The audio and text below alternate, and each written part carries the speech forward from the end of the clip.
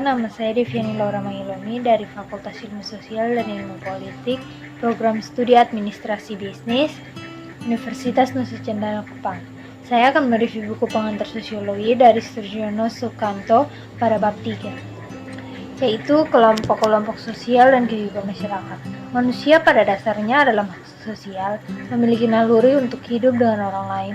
Naluri manusia untuk selalu hidup dengan orang lain disebut gregariousness, sehingga manusia juga disebut social animal atau hewan sosial.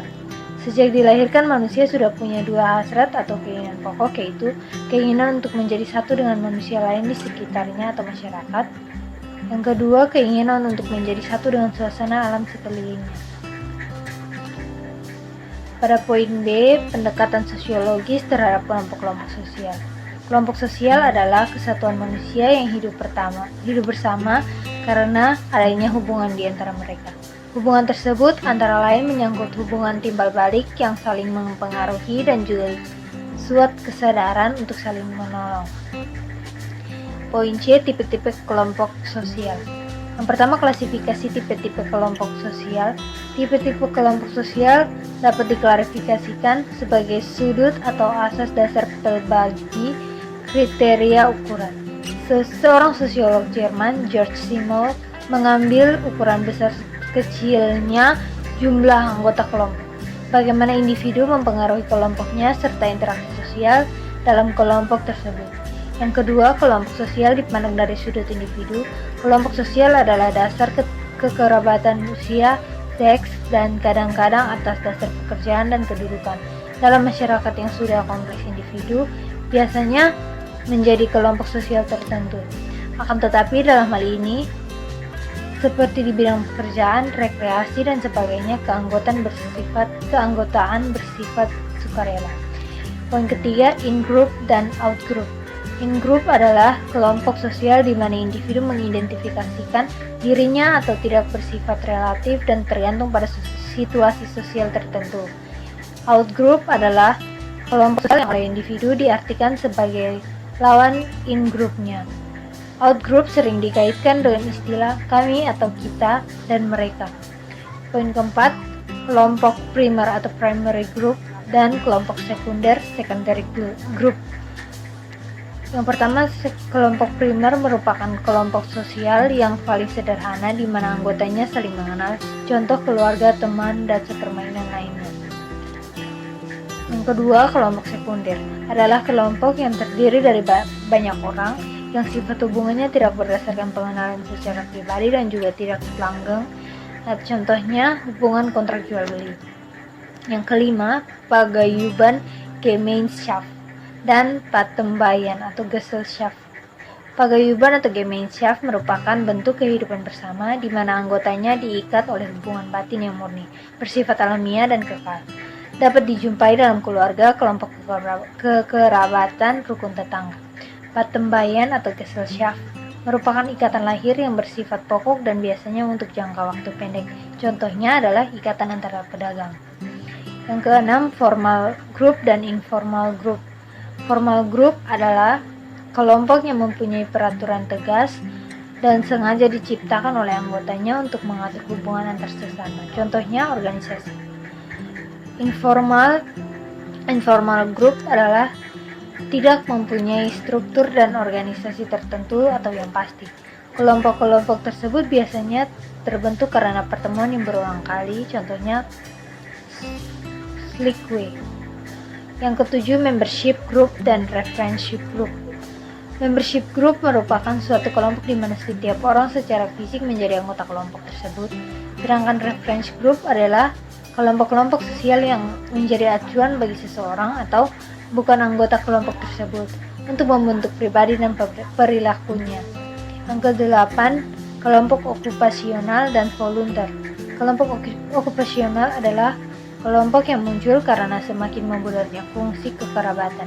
Contohnya kelompok profesi seperti Asosiasi Sarjana Afirmasi, Ikatan Dokter Indonesia, dan lain-lain. Yang kedua, kelompok volunteer adalah kelompok orang yang memiliki kepentingan yang sama namun tidak mendapatkan perhatian masyarakat. Kelompok volunteer dilandaskan pada kepentingan primer. Kepentingan primer mencakup yang pertama kebutuhan akan sandang, pangan, dan papan. Yang kedua, kebutuhan akan keselamatan jiwa dan harta benda. Yang ketiga, kebutuhan akan harga diri. Yang keempat, kebutuhan untuk dapat mengembangkan potensi diri. Yang kelima, kebutuhan akan kasih sayang. Pada poin D, kelompok-kelompok sosial yang tidak teratur. Bermacam-macam bentuk kelompok-kelompok sosial yang tidak teratur pada dasarnya dapat dimasukkan ke dalam dua golongan besar, yaitu kerumunan dan publik. Kerumunan atau crowd adalah individu-individu yang berkumpul secara kebetulan di suatu tempat pada waktu bersamaan. Bentuk-bentuk kerumunan sebagai berikut. Yang pertama, kerumunan yang berartikulasi dengan struktur sosial terdiri dari formal audience, plain expressive group. Yang kedua, kerumunan yang bersifat sementara atau casual crowds yang terdiri dari inconvenient aggregation, panic crowds, spectator crowds. Yang ketiga, kerumunan yang berlawanan dengan norma hukum atau lawless crowds, acting mobs, immoral crowds. Yang kedua, publik merupakan kelompok yang tidak merupakan kesatuan. Interaksi terjadi secara tidak langsung melalui alat-alat komunikasi seperti pembicaraan pribadi yang berantai, desas-desus, surat kabar, radio, televisi, film, dan lain sebagainya. Pada poin E, masyarakat pedesaan atau rural community dan masyarakat perkotaan atau urban community. Yang pertama, masyarakat setempat atau community. Istilah community dapat diterjemahkan sebagai masyarakat setempat yang menunjuk pada warga desa, kota, suku, atau bangsa. Secara singkat, masyarakat setempat adalah suatu wilayah kehidupan sosial yang ditandai oleh suatu derajat hubungan sosial yang tertentu. Unsur-unsur perasaan community yang seperasaan, sepenanggungan, saling memerlukan. Yang kedua, tipe-tipe masyarakat setempat. Dalam mengadakan klasifikasi masyarakat setempat, dapat digunakan 4 kriteria yang saling berpautan, yaitu yang pertama, jumlah penduduk, yang kedua, luas, kekayaan, dan kepadatan penduduk terhadap pedalaman, yang ketiga, fungsi-fungsi khusus masyarakat setempat terhadap seluruh masyarakat, dan organisasi masyarakat setempat yang bersangkutan. Kriteria tersebut dapat digunakan untuk membedakan antara bermacam-macam jenis masyarakat setempat yang sederhana dan modern, serta masyarakat pedesaan dan perkotaan. Yang kedua, tipe-tipe masyarakat itu. Yang ketiga, masyarakat pedesaan dan perkotaan. Masyarakat pedesaan atau rural community adalah suatu masyarakat yang mempunyai hubungan yang lebih erat, lebih mendalam ketimbang hubungan mereka dengan warga masyarakat pedesaan lainnya. Yang kedua, masyarakat perkotaan atau urban community adalah masyarakat yang tidak tentu jumlah penduduknya. Di sini terdapat perbedaan masyarakat pedesaan dan perkotaan.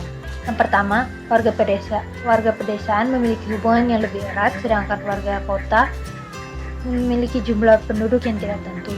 Contoh yang kedua, warga desa memiliki sistem kehidupan biasanya berkelompok atas dasar kekeluargaan, sedangkan warga kota bersifat individualis. Yang ketiga, warga desa mencari nafkah umumnya dari pertanian, sedangkan warga kota memiliki pekerjaan yang lebih bervariasi, lebih tegas biasanya, dan sulit mencari pekerjaan, dan lain-lain. Poin F, kelompok-kelompok kecil atau small group. Small group adalah suatu kelompok yang teoritis terdiri paling sedikit dari 2 orang, yang saling berhubungan untuk memenuhi tujuan tertentu dan yang menganggap hubungan itu sendiri penting baginya. Poin G, dinamika kelompok sosial. Setiap kelompok sosial pasti mengalami perkembangan serta perubahan. Perubahan dalam setiap kelompok sosial ada yang mengalami perubahan secara lambat dan ada pula yang secara cepat. Di dalam dinamika kelompok, mungkin terjadi antagonisme antar kelompok. Apabila terjadi peristiwa tersebut, secara hipotesis prosesnya sebagai berikut. Yang pertama, bila 2 kelompok bersaing, maka akan timbul stereotip. Yang kedua, kontak antar 2 kelompok yang bermusuhan tidak akan mengurangi sikap tindak permusuhan tersebut. Yang ketiga, tujuan yang dicapai Dengan kerjasama akan dapat menetralkan sikap tindak bermusuhan. Yang keempat, di dalam kerjasama mencapai tujuan, stereotip yang semula negatif menjadi positif. Terima kasih atas kesempatannya. Sekian dari saya.